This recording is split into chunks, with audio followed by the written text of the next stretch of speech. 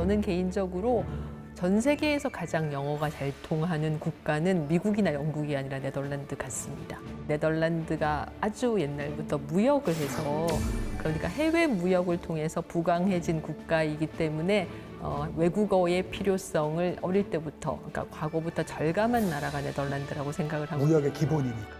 그때 네덜란드가 선택한 것은 바로 공화정 체제입니다. 17세기에 군주도 귀족도 없는 시민의 나라가 됩니다.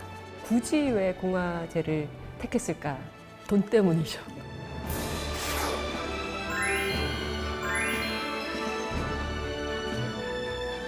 한 2, 3일 만에 100분의 1로 가격이 떨어진 것을 우리가 튤립파동이라고 부르죠.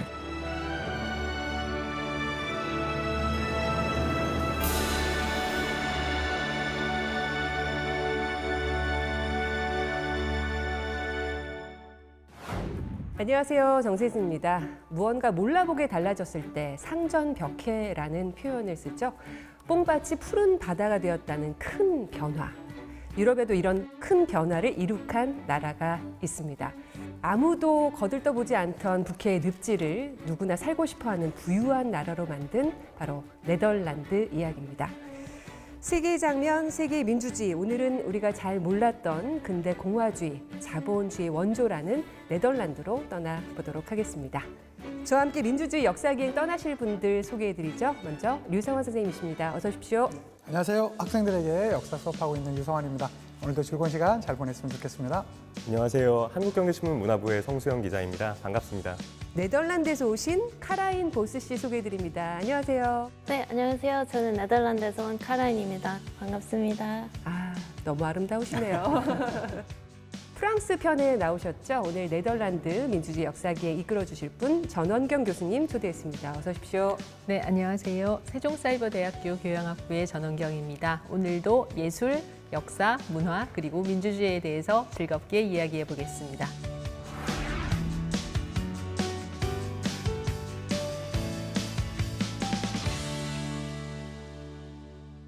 제가 이제 네덜란드 하면 요즘 꽂히는 사람이 있는데 그 토트넘 축구 선수 미키 반더벤이라고 37번 네덜란드 선수인데 엄청난 수비수예요. 이분이 토트넘에 온 뒤로는 수비가 완벽해졌습니다. 저는 히딩크 떠올라요. 연배가 좀 되신 정말로 우리 국민의 큰 축제가였었잖아요. 2002년이라는 그 기간 동안. 그래서 사실은 네덜란드 분 중에서 우리나라에서 제일 유명하신 분은 예나 지금이나 히딩크 아닐까 그 생각을 해봤습니다. 그건 맞습니다. 네, 인정해야죠. 그 이후로 네덜란드가 우리나라와 너무 가까운 나라로 돼버렸거든요. 네. 히딩크 감독님 혹시 아시나요? 저랑 같은 치과 다녀요. 네덜란드에서요? 네, 그런데 실제로 만난 적이 없어요. 그럼 우리나라에서는 축구하는 여성으로 유명해요, 외국인으로. 네. 축구 예능에 나오는 거 맞죠? 네, 맞아요. 네. 네, 골대녀. 인구가 1,700만 명 정도니까 우리나라 한 3분의 1 정도인데 그럼에도 불구하고 굉장히 좀 다양한 종목에서 항상 올림픽 보면은 맞아. 메달 순위에 거의 제일 위에 있고요. 네, 작은 나라인데 스포츠 강국이에요.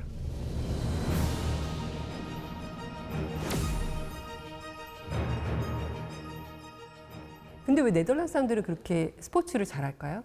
네덜란드 사람들 스포츠 잘하는 이유가 몇 가지 있어요. 일단은 첫 번째는 그 세계에서 키가 가장 큰 나라예요. 남자는 184, 그리고 여자는 171 정도예요. 평균 신장이? 네, 평균 신장이요.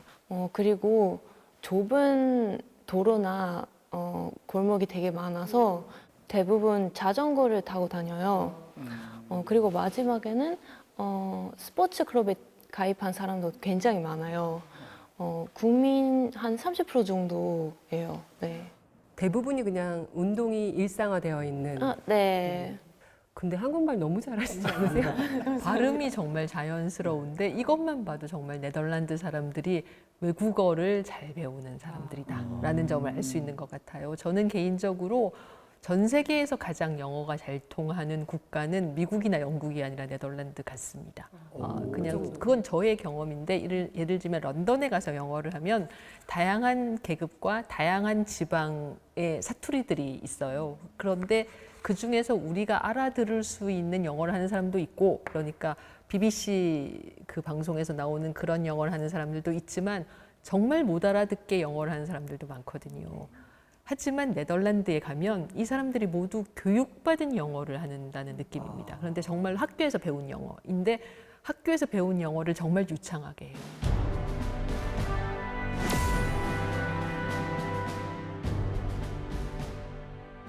제가 알기로는 그런 어떤 철저한 외국어 교육의 바탕이 네덜란드가 아주 옛날부터 무역을 해서, 그러니까 해외 무역을 통해서 부강해진 국가이기 때문에 외국어의 필요성을 어릴 때부터, 그러니까 과거부터 절감한 나라가 네덜란드라고 생각을 하고. 무역의 기본이니까. 네, 네.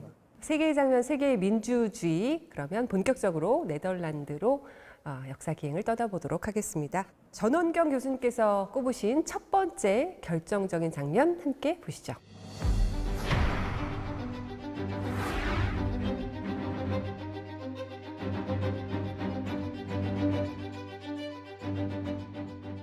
네덜란드를 대표하는 화가 렘브란트가 그린 야경이라는 그림입니다. 네. 이 야경은 야간 경비대란 뜻이죠. 밤의 풍경이 아니라. 네, 민간 경비대가 야간 순찰을 나가기 전에 모습을 포착한 그런 그림인데요. 이 그림을 제가 고른 이유는 17세기 네덜란드에서 사회를 주도하는 세력, 그러니까 그 17세기면 다른 유럽의 국가들은 귀족이나 아니면은 성직자 계급, 소수의 특권층이 사회를 주도했단 말이에요. 그러나 네덜란드에서는 이 시기에 시민 계급이 사회를 주도합니다. 그 시민 계급이 사회를 주도했던 17세기 네덜란드로 한번 가보기 위해서 이 그림을 선택했습니다.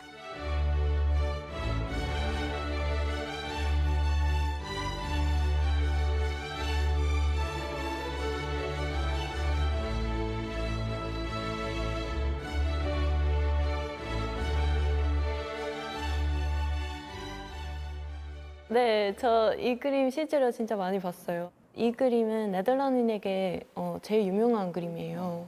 그리고 일단 실제로 보면은 엄청 커요. 어디에 있어요? 그 라이크스뮤세움 혹시 아세요? 암스테르담에 있는 뮤지엄인데 그거는 암스테르담에 있는 제일 유명한 뮤지엄이에요. 국립미술관. 아, 네. 잘 아시네요. 네. 그리고 역사적으로도 되게 유명해요. 제가 학생 때 교과서에서 배웠는데 이 그림 원래 더 컸어요. 한번 시총으로 옮겼을 때 이 벽이 넓지 않았으니까 약간 잘라야 됐어요. 네, 가로 세로 조금씩 네, 맞아요. 가장자리를 잘라냈죠. 맞아요. 네, 그래서 지금까지 그 잘린 조각은 발견되지 않았대요.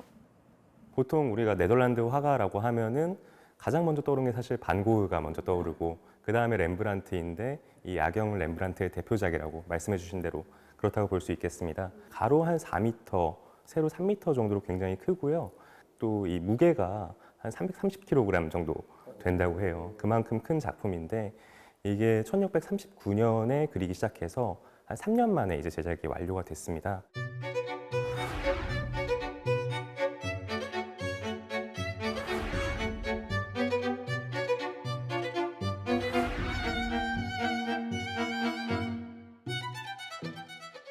이 당시에 이제 민간 경비대라고 해서 각 지역마다 마을을 지키는 자경단 비슷한 조직이 있었는데 그 조직에 들어가기 위해서는 무기와 군복을 본인이 직접 구입해야 했습니다. 자비로. 네.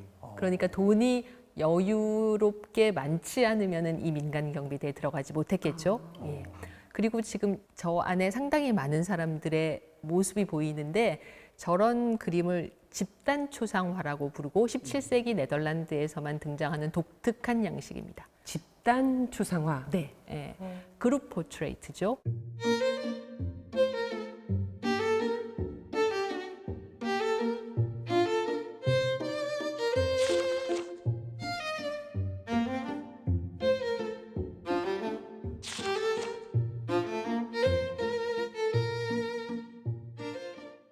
저 집단 초상은 이제 프란츠 바닝 코크라는 까만 옷을 입은 사람이 대장이고 그 옆에 있는 사람이 빌렘 루이텐보르흐라는 중위 부관입니다. 그리고 16명의 그 민간 경비대가 의뢰한 집단 초상이죠. 결과적으로 저 초상에 등장한 사람들은 내가 어느 정도 사회적인 지위가 있고 그리고 그 사회적인 지위를 다른 사람들에게도 과시하겠다라는 생각으로 당시에 여러 초상화가들이 암스테르담에서 활동하고 있었는데 그중에 가장 이름난 화가였던 렘브란트에게 돈을 이제 n분의 1로 냈겠죠. n분의 1로 내고 저 집단 초상화를 의뢰해서 아마도 자신들의 뭐 조합 사무실, 길드 사무실에 걸었을 겁니다. 그러면 쉽게 말하면은 일종의 단체 사진 같은 거를 같이 n분의 1로 돈을 내서 찍은 거네요. 그렇죠. 만약 한국경제신문 창립 50주년 하면 모두들 사옥 앞에서 나와서 사진을 찍지 않겠습니까? 그런 느낌이죠. 뒤에 계신 분들 입장에서는 n분의 1로 내기에는 조금 억울했을 것 같은데. 그러니까 앞에 두 분만 좀 환한 느낌의 저 중간에 어떤 소녀도 있고 좀 몇 명만 좀 부각된 느낌이라.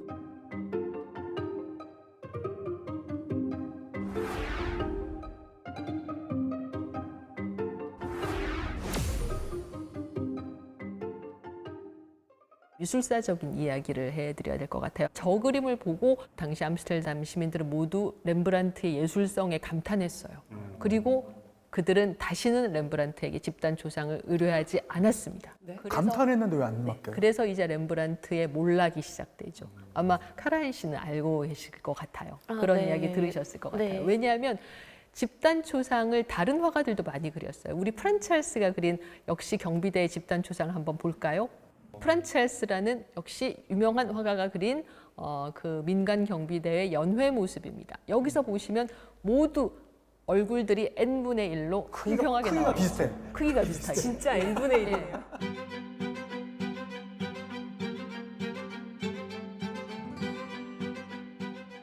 이 야경 같은 경우는 16명이 돈을 냈는데 그 16명의 얼굴을 모두 정확하게 동일하게 실어주기보다는 그림이 가지고 있는 예술성의 화가가 더 집중한 그림입니다. 네. 그러니까 그 어떤 저녁에 어둠이 깔리고 있는 와중에 모두들 민간 경비대가 모여서 북을 치기도 하고 깃발을 들어 올리기도 하고 제각기 자유롭게 움직이면서 자신들의 자긍심을 표현하는 와중에 대장이 막 집합 신호를 내리기 직전의 상황을 그림으로 보여준 것이거든요.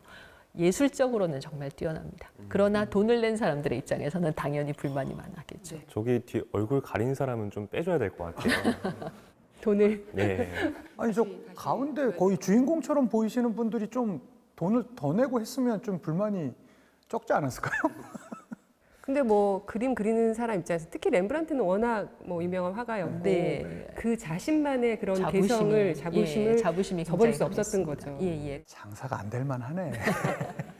그렇죠. 그 17세기 네덜란드는 아까 말씀드린 대로 시민 계급이 주도하는 사회였고 이웃한 예를 들면 프랑스라던가 뭐 오스트리아 같은 경우는 소수의 군주나 귀족 그리고 또 이탈리아는 추기경 같은 성직자 계층이 주도했기 때문에 소수 특권 계층의 입맛을 맞추기는 오히려 쉬웠을 겁니다. 그런데 시민 다수의 어떤 취향은 굉장히 제각각이고 그 제각각인 취향을 맞춘다는 것은 쉽지 않았을 거예요. 그래서 아까 레이크스 뮤지엄 얘기를 하셨는데 이 레이크스 뮤지엄이 굉장히 재미있는 게 뭔가 하면 유럽의 그 어떤 국립미술관보다 가보시면 그림의 사이즈가 작아요. 저 야경은 굉장히 큰 그림이고 예외적인 경우이고 많은 경우 그림의 사이즈가 작은데 그건 왜 그런가 하면 의뢰한 사람들이 시민 계급이기 때문에 그렇습니다. 시민 계급의 집은 궁전이 아니잖아요. 그러니까 그렇게 큰 그림을 걸 수 있는 큰 공간이 시민 계급의 집에는 없었고 그래서 시민 계급이 원했던 그림들이 대부분 작은 사이즈로 걸려 있는 곳이 그 암스테르담의 레이크스 뮤지엄입니다. 저는 개인적으로 그 미술관을 굉장히 좋아하고 독특한 어떤 네덜란드의 성격을 보여주는 미술관이라고 생각을 해요.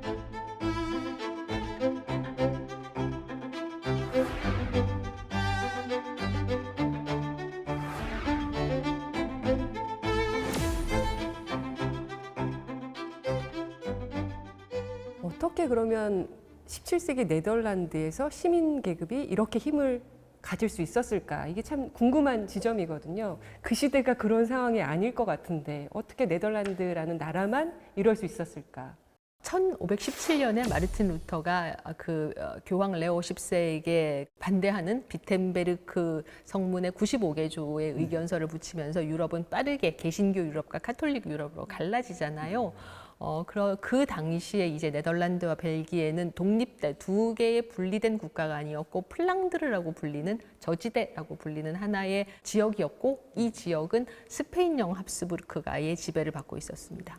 그런데 1579년에 합스부르크가의 지배를 받고 있던 플랑드르에서 북부 7개 주가 우리는 칼뱅파, 개신교의 한 분파인 칼뱅파를 믿고 있으니 카톨릭을 믿는 스페인령 합스부르크가와 같이 갈 수 없다 라면서 독립을 선언하고 그때부터 독립전쟁이 시작돼요. 그때 네덜란드가 선택한 것은 바로 공화정 체제입니다.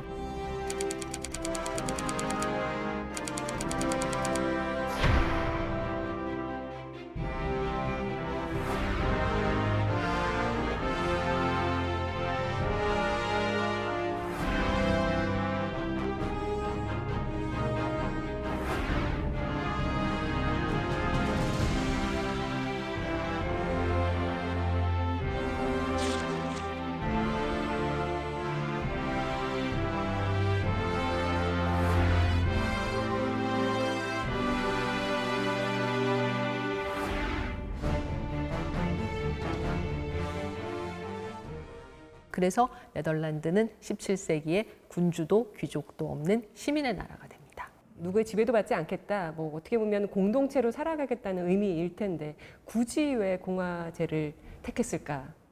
돈 때문입니다. 돈 때문에? 왜냐하면 네덜란드는 이제 잘 아시다시피 국토의 4분의 1이 해수면보다 낮고 국토 자체도 작고 결코 자연적으로는 축복받은 그런 국가는 아니에요. 그래서 일찌감치 네덜란드 사람들은 해외로 나갔습니다. 무역을 시작했죠. 청어 무역부터 시작을 했고 그 다음에 또 다양한 품목들을 무역을 하면서 점점 이제 유럽의 물동량이 암스테르담으로 모여들게 됩니다. 17세기에는 전 유럽 물동량의 75%가 암스테르담을 통해서 오갔습니다.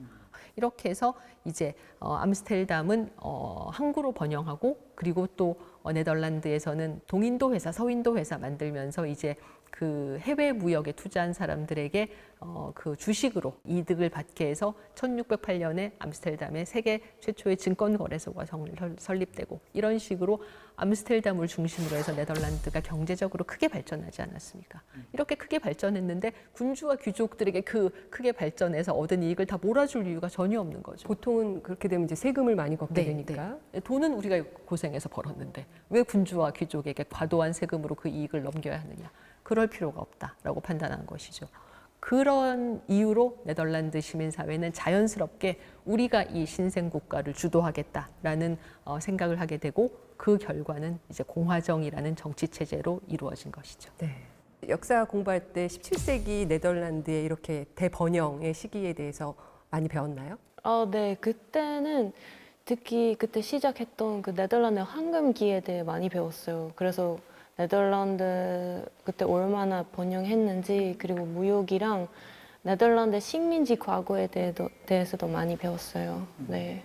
어느 정도 수준이었을까요? 네덜란드의 무역, 무역 왕국의 어떤 위치? 오늘날의 뉴욕을 그 원주민들에게 사서 뉴 암스테르담을 세웠고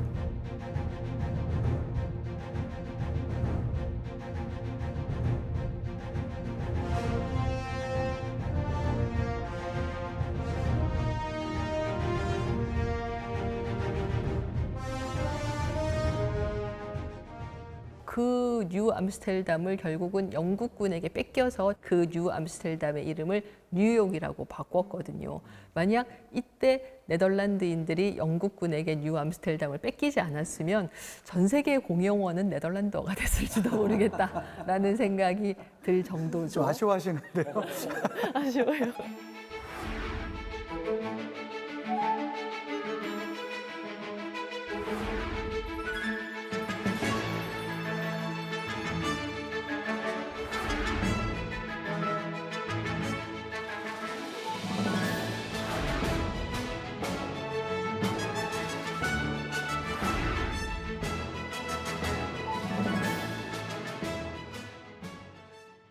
두 번째 장면 함께 보시죠.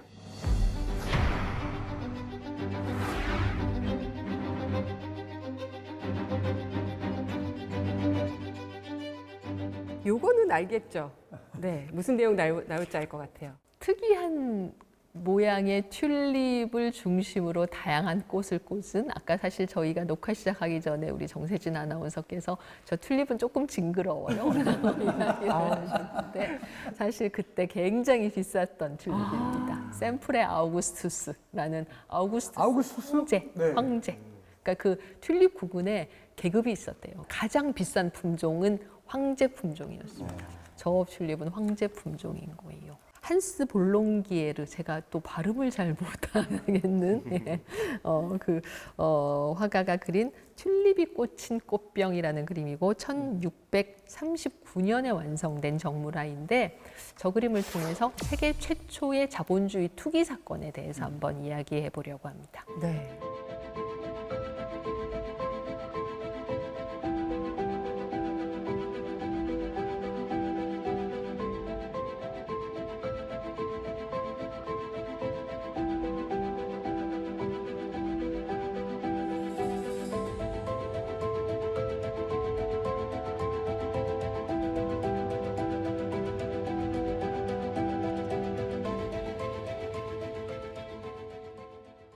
튤립 네덜란드에 엄청 많죠. 네, 혹시 뀨켄호프에 대해 들어본 적이 있나요? 네, 뀨켄호프? 저는 가봤습니다. 아, 진짜요? 예, 예. 네, 거기는 그 네덜란드에 있는 튤립 공원인데 거기 봄에 가면은 튤립 엄청 많고 그리고 특히 관광객들에게 되게 유명한 곳이에요.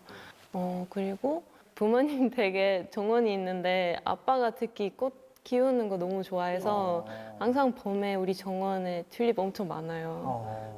튤립 축제가 제 기억으로는 3월 한 중순부터 5월 중순까지 있는데 일단 그때 가면 춥습니다. 예, 그때까지 사실 네덜란드 춥긴 한데요. 저도 가기 전까지는 아니 꽃은 우리 무슨 어쩌고 저쩌고 랜드 뭐 이런 데도 많지 않아? 라고 생각을 했는데 네덜란드의 튤립은 다릅니다. 일단 꽃이 너무 꽃이 커요.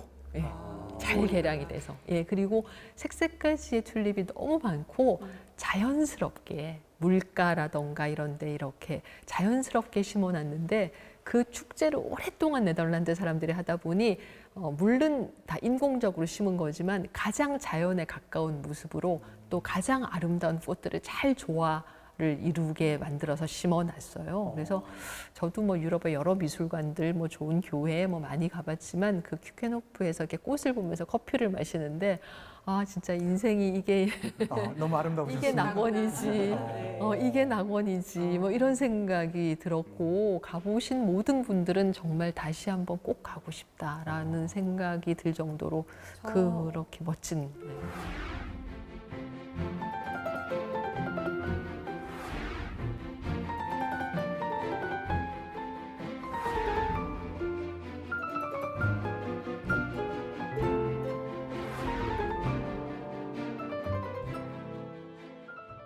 튤립이라는 꽃이 우리가 네덜란드를 대표하는 꽃처럼 생각이 돼서 네덜란드 사람들이 뭐 최초로 개발했나라고 생각을 하실 수 있겠지만 튀르키예에서 나온 꽃입니다.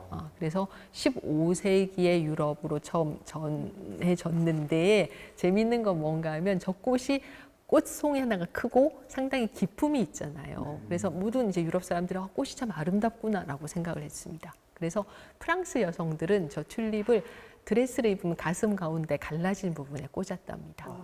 그러니까 장식을 한다 생각한 거예요. 그러나 네덜란드 정말 실용적이고 장사를 잘하는 이 네덜란드 상인들은 이 꽃을 가지고 돈을 벌어봐야 되겠다라고 생각을 하게 됩니다. 그래서 튤립을 개량을 하죠. 그리고 구근에서 나니까 이 구근에서 어떤 튤립이 날지 모르지 않습니까? 봄이 돼서 꽃이 피어봐야 알잖아요. 그 구근 상태의 튤립이 여기서 정말로 좋은 꽃이 핀다라고 이야기하면서 미리 그 튤립을 선점하는 이것을 저는 사실 경제의 기억자도 모르지만 선물 거래. 예. 이거를 진짜 프레젠트 주고받는 선물이라고 저는 생각을 했는데 이렇게 미리 거래하는 그 선물 거래도 네덜란드에서 최초로 나왔습니다. 그리고 저렇게 여러 가지 색깔의 그 꽃이 피는 튤립 구근의 가격은 점점 더 비싸져서 우리가 생각하기에 상상할 수 없는 가격까지 올라갔다가 어느 정도 되는데요? 1637년에 저 샘플의 아우구스투스 구근 하나의 가격이 5,200길더까지 올라갔다고 하는데 황소 한 마리 가격이 120길더였답니다. 네?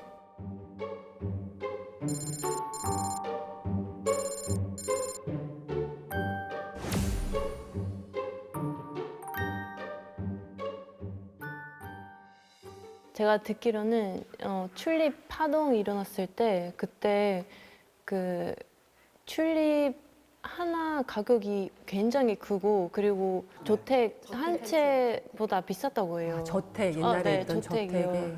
결국은 튤립 그 파동부터 얘기하자면 사람들이 어느 순간 이 튤립 가격이 너무 지나치게 오르는 것에 대해서 공포를 느끼기 시작해서 1637년 2월에 갑자기 튤립 구근을 내다 팔면서 한 2, 3일 만에 100분의 1로 가격이 떨어진 것을 우리가 튤립 파동이라고. 그 기간이 그렇게 짧았습니까? 2, 3일, 길어도 일주일이 되지 않았어요. 누가 조작하지 않았어? 조작한 거 아닐까요? 그 안에 어떤 작전 세력이 있었는지는 아, 모르겠습니다. 이거 근데 제가 그 수업료를 많이 내봐서 잘 아는데 이게 많이 사람이 심리가 올라가면은 조금 이제 사람이 욕심이 생기니까 끝없이 올라갈 것처럼 계속 사다가 어느 순간 하나의 뭔가 계기가 있으면 쫙 무너지거든요. 공포감에 막 파는데 이 튤립 같은 경우에도 예상 낙찰가보다 굉장히 낮게 낙찰이 돼가지고 그걸 계기로 해서 한순간에 무너졌다고 합니다. 저게 저렇게 저렴하게 팔리다니 내 것도 떨어지겠구나. 얼른 내다 팔자 하면서 사는 사람은 없고 파는 사람은 많으니까 쫙 떨어져서 이제 저의 주식 잔고처럼 이렇게 되었습니다. 아픔을 건드렸네요. 네.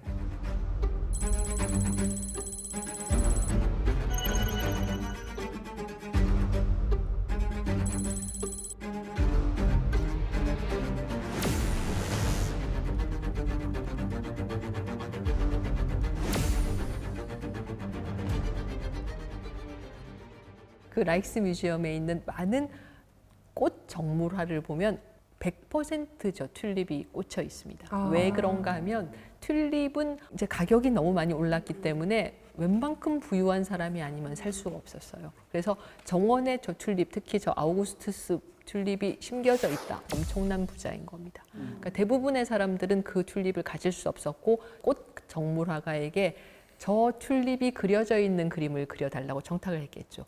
걸어놓고 대리만족이라도 하고 싶었던 겁니다.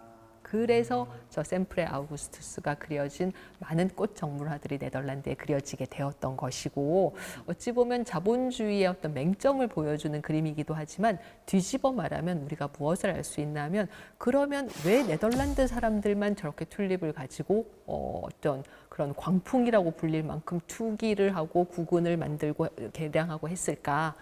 프랑스나 다른 유럽의 국가들은 엄격한 신분제 사회로 묶여 있었기 때문에 돈을 벌 수 있는 방법이 거의 없었습니다.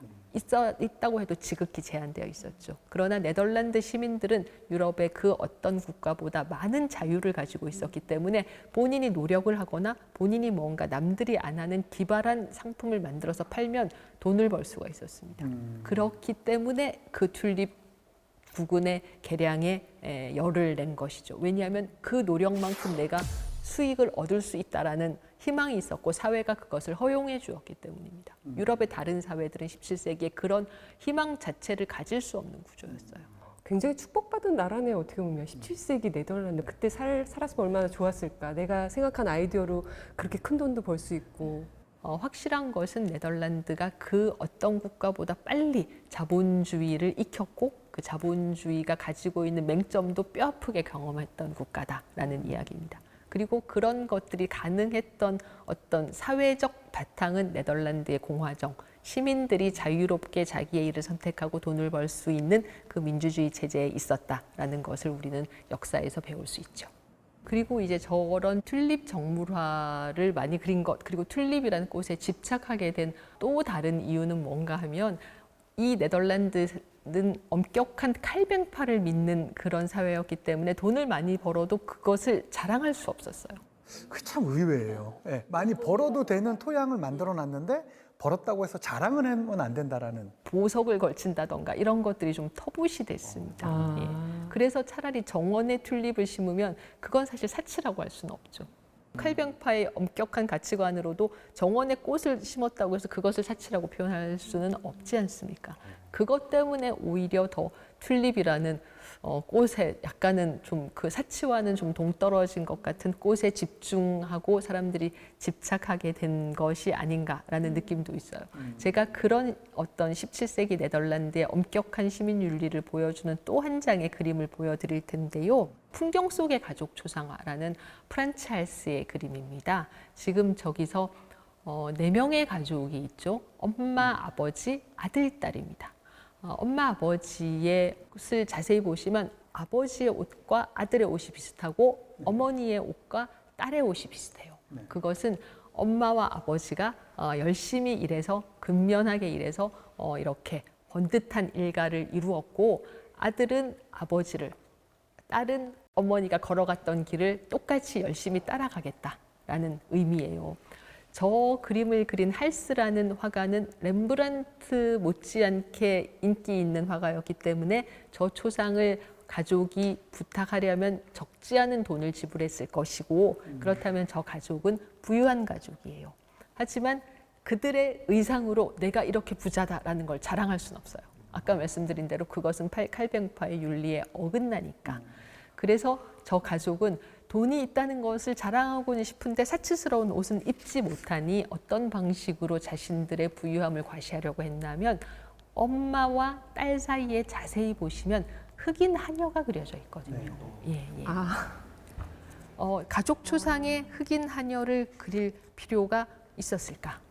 우리가 이렇게 하녀를 고용할 수 있을 정도로 여유 있는 집안이다라는 것을 그림으로 보여주려고 했던 겁니다. 저는 이 초상을 처음 이제 네덜란드에서 보고 약간 처음에 놀라고 좀 놀라고 그 당시 사람들이 정말로 뭔가 철저한 사회적인 분위기, 엄격하고 신실하고 근면하고 검소한 사회적인 분위기를 정말로 중요시했고 그 사회적인 분위기 속에서 어떻게든 자신의 부를 과시하고 싶은 인간적인 욕망도 있었구나라는 생각을 했습니다. 참 특이한 그림이죠. 네. 우리가 지금 하고 있는 이야기가 17세기라는 게 좀 놀라울 맞아요. 따름이고요.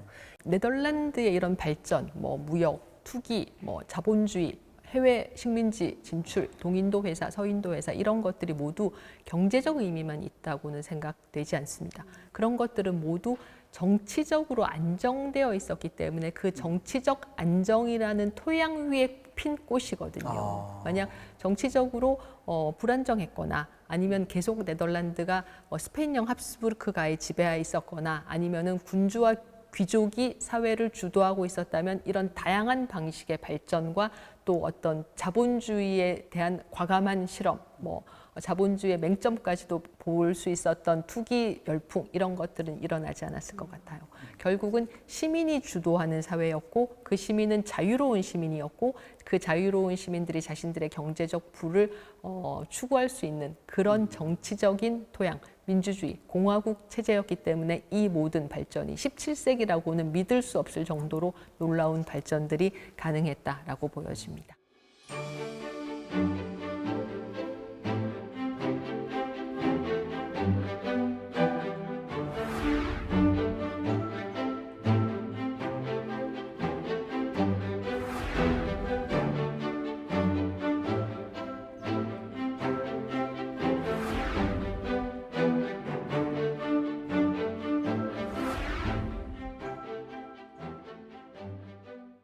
(17세기) 네덜란드가 어떠했는지를 좀 살펴보고 싶다는 생각을 더 많이 하게 됩니다. 전원경 교수님께서 꼽으신 세 번째 결정적인 장면 보겠습니다.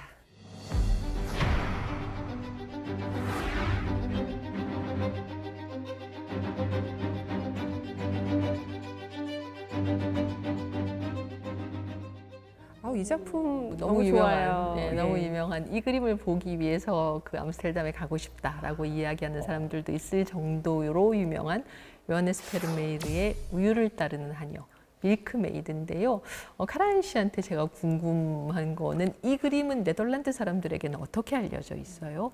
유명한 화가 유명한 그림 맞아요. 이 요하네스 밀는 네덜란드에서도 유명하지만 한국 사람들도 잘 아는 그림 하나 있는데 그거는 그 진주 귀걸이를 한 소녀예요. 네. 비슷하게 생겼어요. 지금 눈빛을 보니까.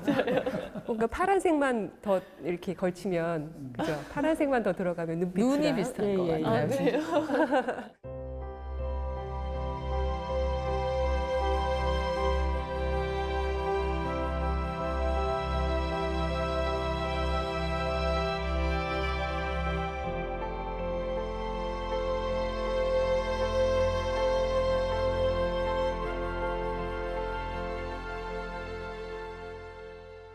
요하네스 페르메이르가 이제 작품을 한 30점 조금 넘게 남겼거든요. 그러니까 평생에 걸쳐 남긴 작품이 그 정도니까 사실 좀 적은 편이죠. 그런데 말씀하신 대로 한 작품 한 작품이 굉장히 좀 명작으로 취급을 받고요. 또 이제 진주 귀걸이를 하는 소녀 방금 말씀해 주셨는데 네. 이 공통적인 좀 페르메이르 작품을 관통하는 분위기가 있어요. 말씀하신 것처럼 조금 고요하고 또 뭔가 또 일상적인 장면이 굉장히 많은데 여기서도 우유를 따르고 있죠. 보시면 이렇게 굉장히 좀 숭고하고 일상적인 풍경임에도 불구하고 굉장히 보고 있자면은 좀 일상적인 행위, 우리가 평소에 하는 그런 일들에도 좀 위대함이 담겨 있구나 이런 생각을 하게 되는 그런 작품들입니다. 네. 저는 그래서 저희 반에 걸어놓고 싶어요. 아, 교실이 너무 정적으로 되지 않을까요? 아, 정적인 것보단 저 우유를 따르는 저 모습 자체가 어떤 의미에서 되게 경건해 보이기도 하고 되게 성실해 보이기도 하고 또 우직하게 자기 일을 하고 있는 것 같은 그러한 좀 그런 느낌을 주잖아요. 제가 맡은 아이들이 조금이라도 더 그래줬으면 좋겠다라는 마음을 담아 사진이라도 하나 찍어서 걸어놓으면 더 좋지 않을까라는 생각을 해봤습니다. 저 작품은 초상화로 봐야 할까요? 이것도 네덜란드 하니까 집단 초상화다. 초상화 얘기가 많이 나와서 아니죠. 저 작품은 풍속화로 봐야 할 것 같습니다.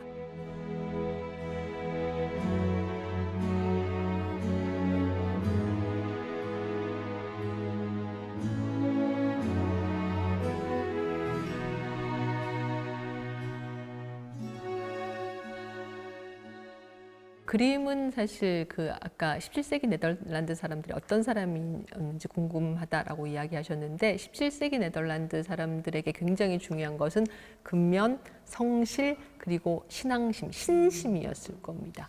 그것들을 다 보여주는 그런 풍속화라고 생각이 돼요. 그림은 일단 그 평범한 집, 여염집의 하녀를 그리고 있습니다. 지금 하녀가 주인집 가족의 아침을 준비하고 있는데 호밀빵과 우유밖에 없죠, 메뉴가. 그러니까 간소한 메뉴입니다. 그리고 부엌의 지금 상황도 보면 부엌 자체의 사이즈가 크지 않고 집 자체도 그렇게 엄청나게 큰 저택, 잘 사는 집의 부엌은 아니겠죠. 그리고 뭐 말할 나위도 없이 하녀의 일은 허드렛 일입니다. 지금 저 하녀의 팔 부분을 보시면 이 팔뚝 부분은 하얀데 그 밑으로는 빨갛잖아요. 그것은 지금까지 찬물에 손을 담그고 일을 했다는 이야기입니다. 그리고 지금 하녀의 체격이나 이런 걸 봐도 가녀린 소녀는 아니죠. 그러니까 허드렛 일을 하면서 이제 이렇게 몸이 그 허드렛 일에 익숙해진 그런 몸이에요.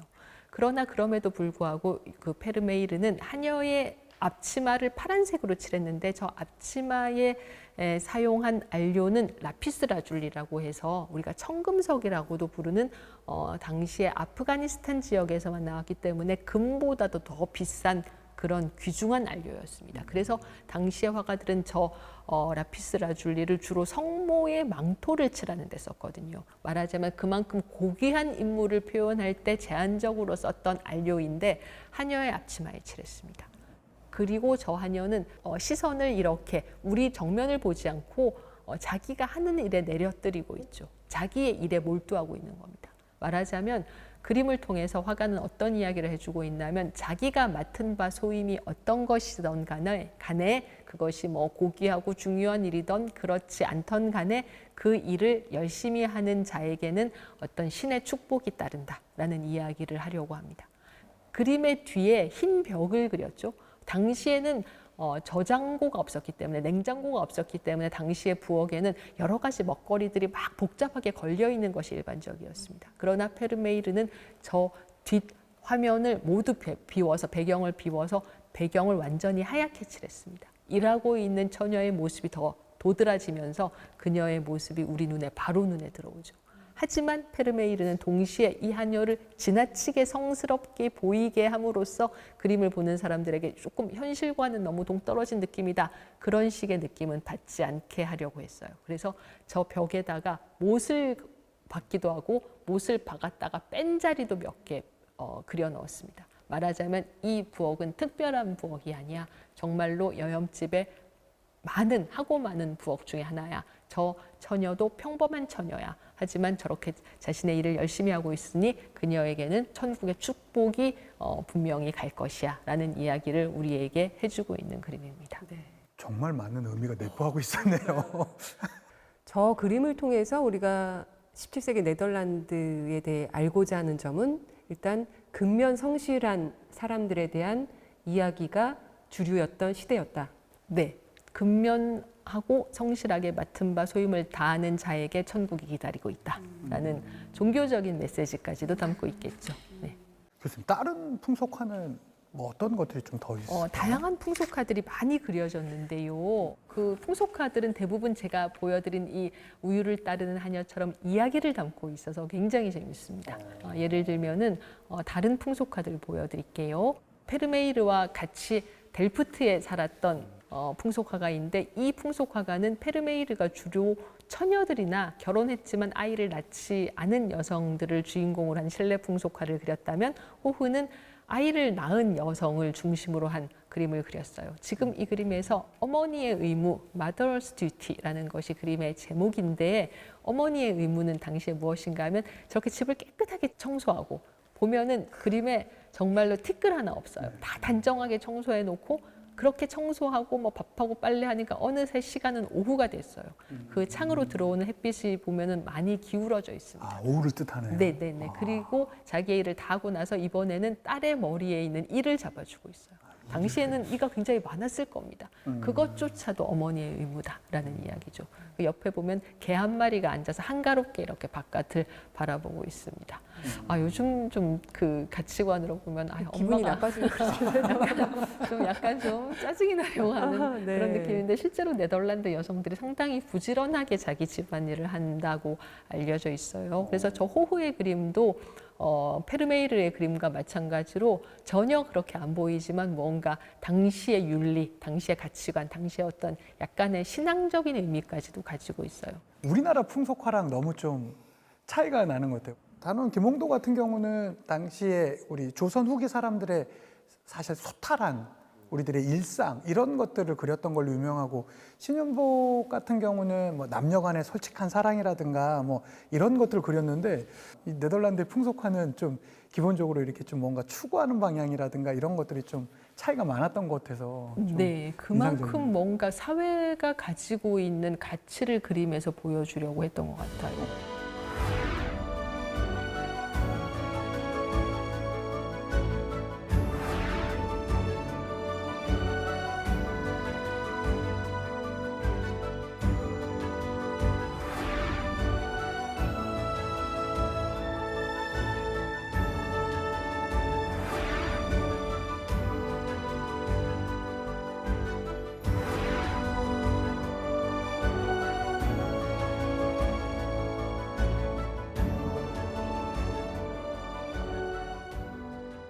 네, 17세기 네덜란드 황금기의 결정적인 세 가지 장면을 통해서 민주주의 역사 기행을 떠나봤습니다.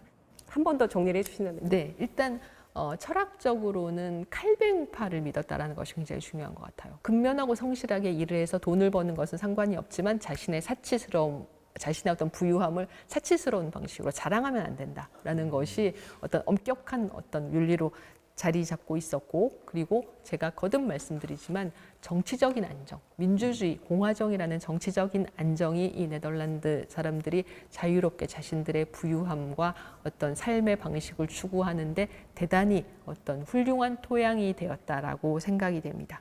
그리고 그런 안정적인 정치적 토양 위에서 경제적인 자유를 추구할 수 있었기 때문에 다양한 방식으로 자신들의 삶의 방향을 결정하고 또 부유함을 추구할 수 있었던 사회가 아닌가라고 생각이 되고요.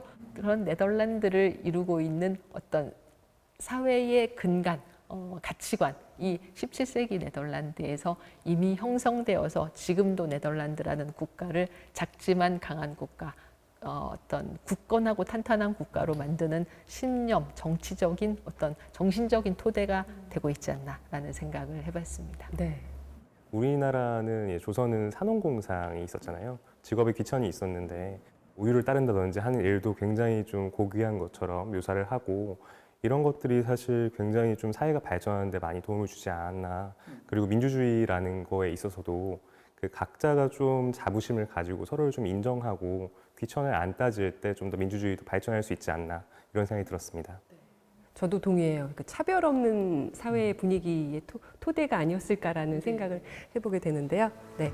오늘 17세기 네덜란드로 민주주의 역사 기행을 떠나봤습니다. 작은 나라지만 정말 많은 이야기들이 담겨 있고 또 아주 중요한 민주주의 측면에서 아주 중요한 점들을 갖고 있는 그런 큰 나라가 아니었을까라는 생각을 해보게 됩니다. 다음 주에도 우리가 꼭 알아야 될 민주주의 역사 기행 해보도록 하겠습니다. 다음 주에도 함께해 주시죠. 고맙습니다.